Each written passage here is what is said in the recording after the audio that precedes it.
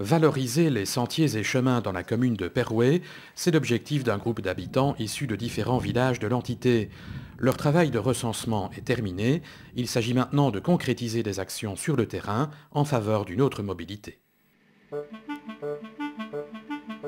Depuis le 19e siècle, des dizaines de kilomètres de sentiers et chemins ont été rayés de la carte, que ce soit à Perouet, Orbey, Malève, Torrambay-Saint-Tron ou Torrambay-les-Béguines.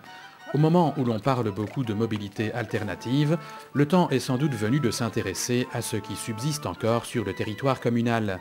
Un groupe de citoyens s'est attelé à la tâche. Il fait aujourd'hui partie de la commission consultative de mobilité. Et notre volonté en s'inscrivant dans cette commission est également de montrer qu'il existe des alternatives à la mobilité classique, entendez par là la mobilité motorisée.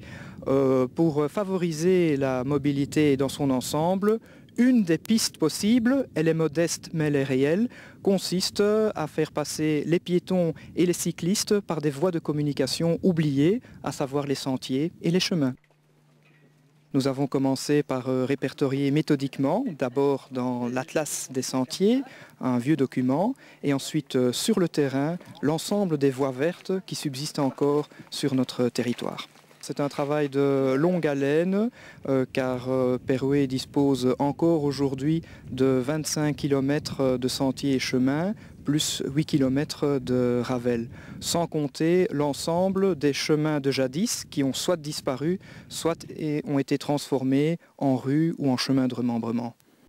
À Perouet, les 25 km de sentiers et chemins répertoriés sont éparpillés sur une soixantaine de tronçons.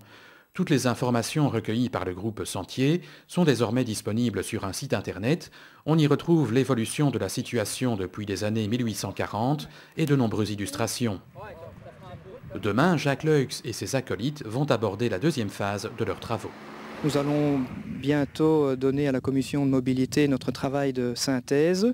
Viendra à ce moment-là une autre étape qui consiste à faire le tri, à hiérarchiser des sentiers et des chemins en donnant l'importance aux sentiers qui ont un intérêt utilitaire, par exemple pour amener les enfants à l'école. En deuxième priorité, nous pensons valoriser les sentiers susceptibles d'être inscrits dans des cheminements pédestres, des balades touristiques. Alors la valorisation sur le terrain, ça peut se traduire comment? Ça peut se traduire de différentes façons. La première façon à laquelle nous pensons, c'est simplement exercer le fauchage. Ça peut se faire par les ouvriers communaux, ça peut également se faire par des jeunes qui sont engagés par la commune dans le cadre de Perouet Propreté. À côté du travail léger de fauchage, il y a des opérations plus lourdes qui consistent à déblayer des sentiers ou des chemins qui sont véritablement pris dans la végétation.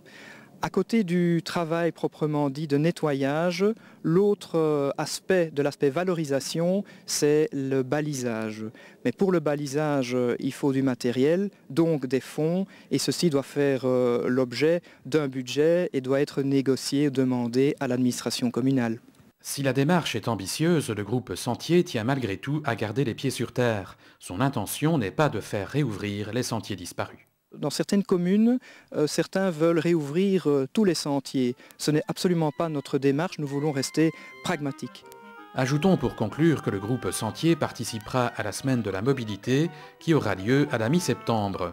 À cette occasion, les écoliers de Torrambay-Saint-Tron seront invités à emprunter le sentier qui traverse tout le village en direction de l'école communale.